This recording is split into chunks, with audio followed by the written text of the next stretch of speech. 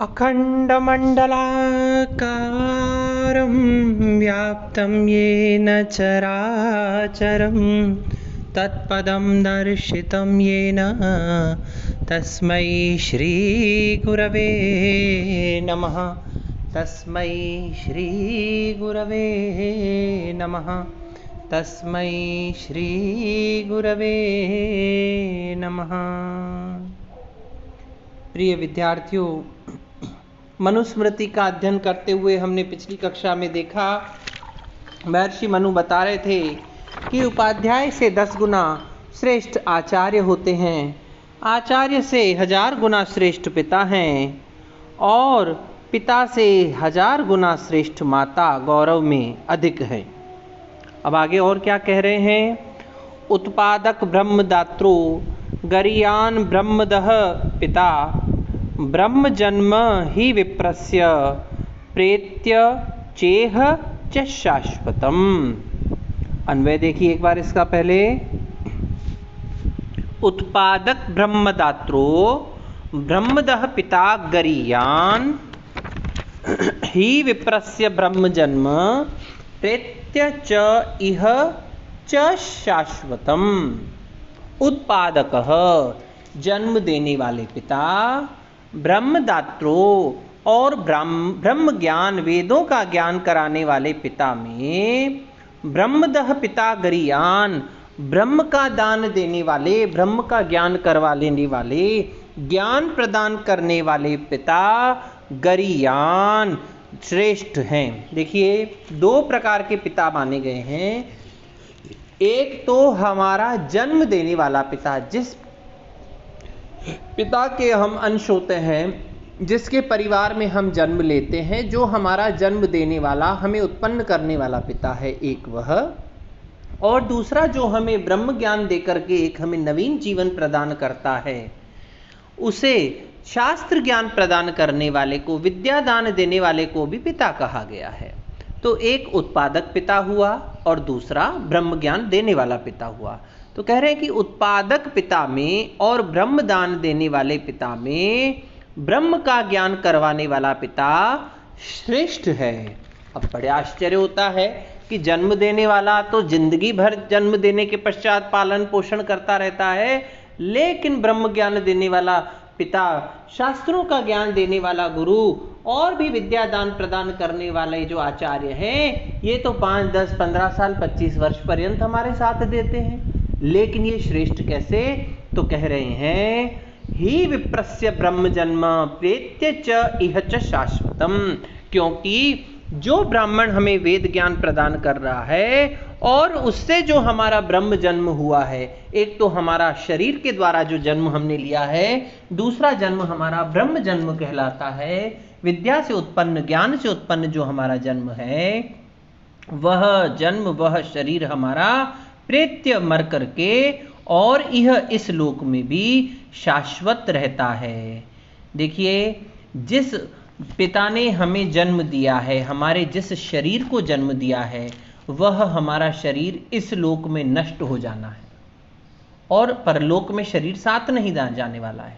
लेकिन जिस ब्रह्म ज्ञान रूपी शरीर का, जिस वेद ज्ञान रूपी शरीर का, जिस विद्या रूपी शरीर का निर्माण ब्रह्म ज्ञान देने वाला गुरु करता है, वह शरीर इस लोक में तो शाश्वत है ही है, रहने वाला है, परलोक में भी वह शाश्वत है। ऐसा अहलौकिक पारलौकिक शाश्वत शरीर प्रदान करने के कारण उस ब्रह्म ज्ञान देने वाले पिता को श्रेष्ठ माना गया है।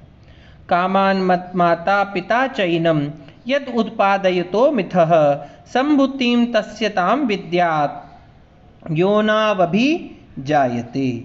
इसका अन्वय देखिए। माता पिता च एनः एनम मिथः कामात् यत् उत्पादयतः तस्यताम संभुतिम विद्यात् योनौ अभिजायते।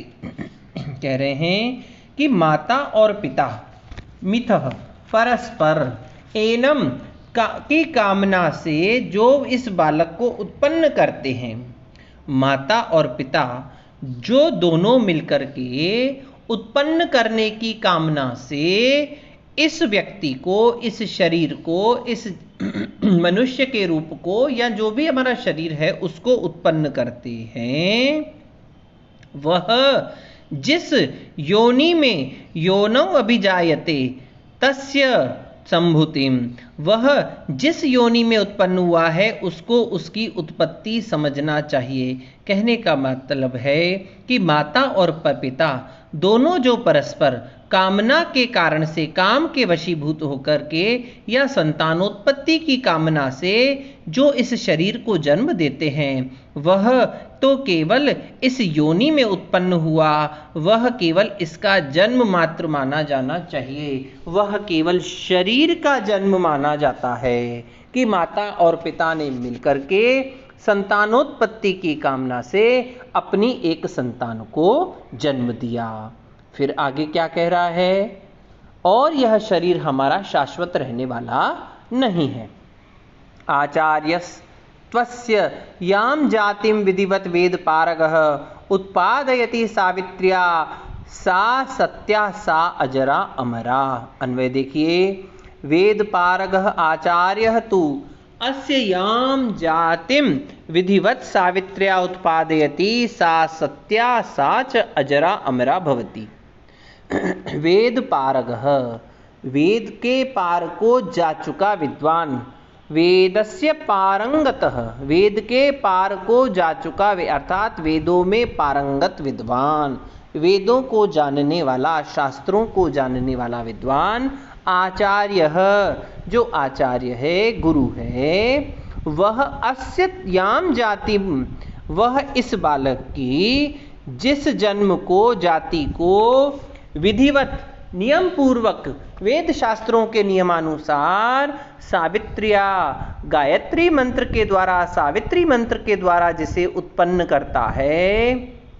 देखिए, मैंने अभी पिछले श्लोक में बताया कि माता और पिता ने तो परस्पर कामना करके एक संतान को, एक उसके शरीर को जन्म दिया, किंतु वेदों में पारंगत विद्वान उस बालक की सावित्री के द्वारा वेद पुराण शास्त्रों के आधार पर जो उसको जन्म देता है, अर्थात उसका जो संस्कार करता है, उपनयन संस्कार इत्यादि करके उसको जो एक नवीन जन्म प्रदान करता है, सा सत्या, वह सत्य है, वह शरीर सत्य है, उसका वह जन्म सत्य है और वह अजर है और अमर है। माता पिता के द्वारा दिया गया शरीर जो है, जो जन्म है, वह मिथ्या है, एक न एक दिन नष्ट हो जाने वाला है, और वह अजर है, वह जरा से युक्त है, वृद्धावस्था भी आएगी उसमें, और मरा भी है, अर्थात कभी न कभी वो मर जाएगा।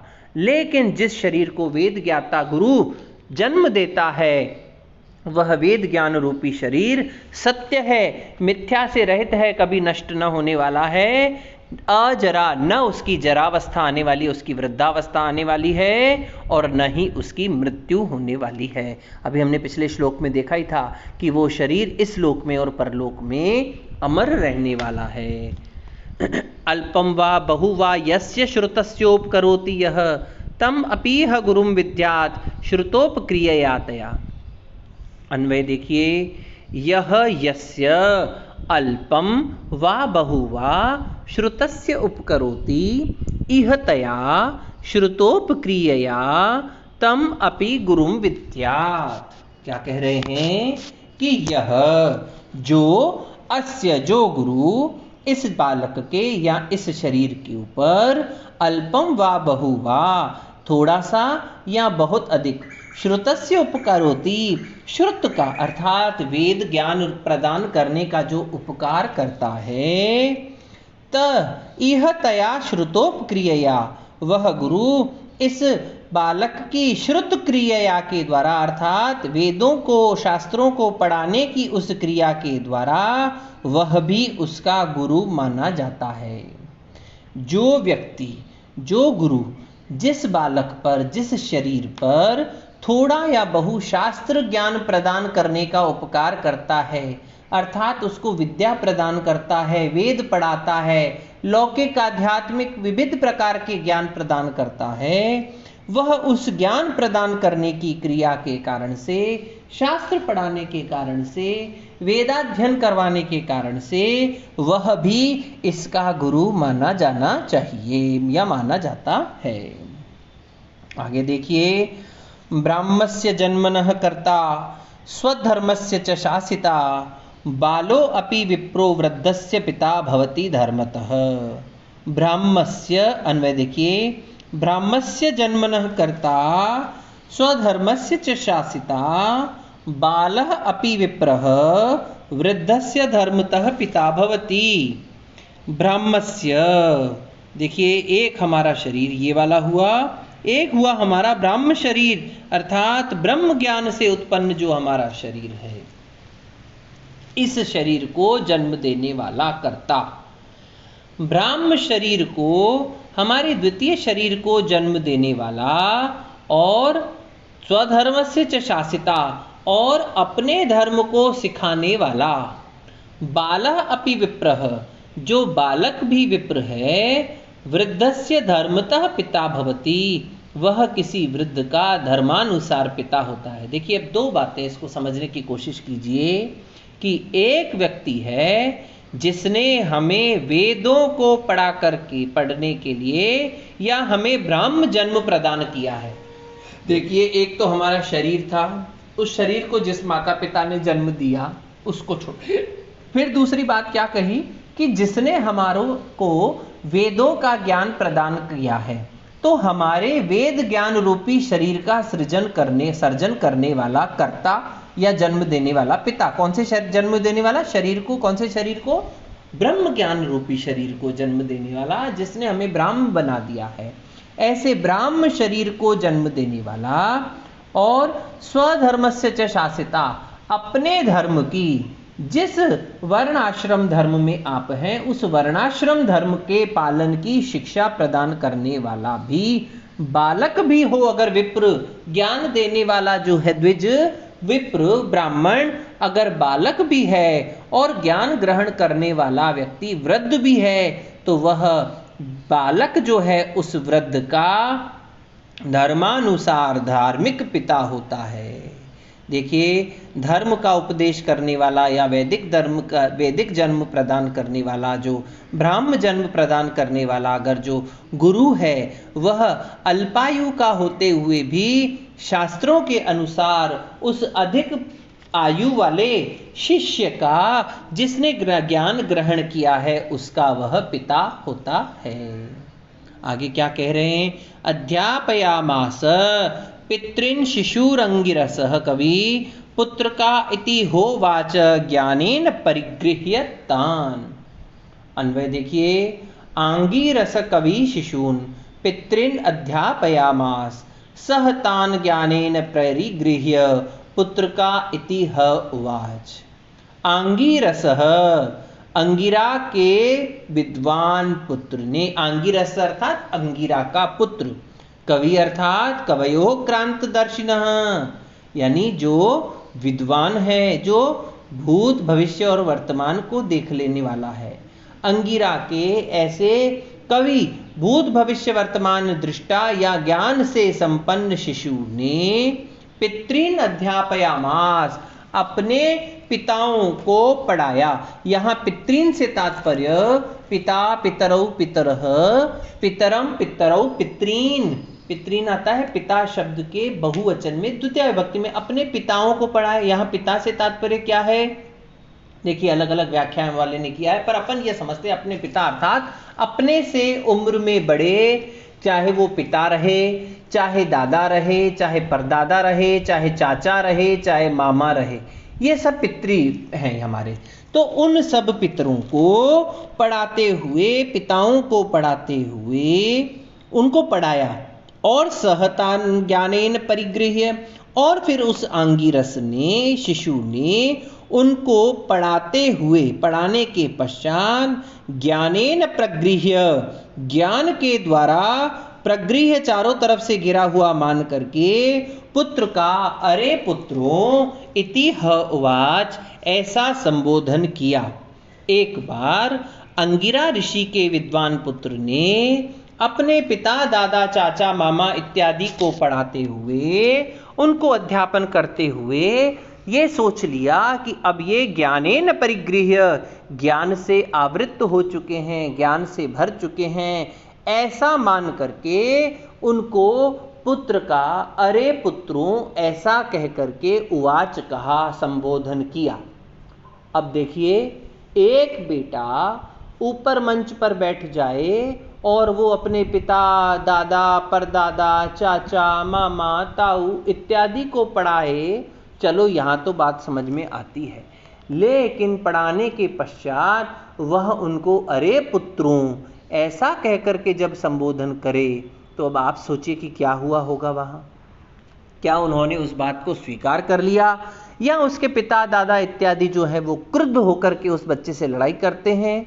इसमें क्या आगे हुआ, यह बात जानने के लिए आप लोग उत्सुक होंगे, तो अपनी उत्सुकता को बनाए रखिएगा। कल तक इसके विषय में हम चर्चा करेंगे कल। तब तक के लिए ओम शम।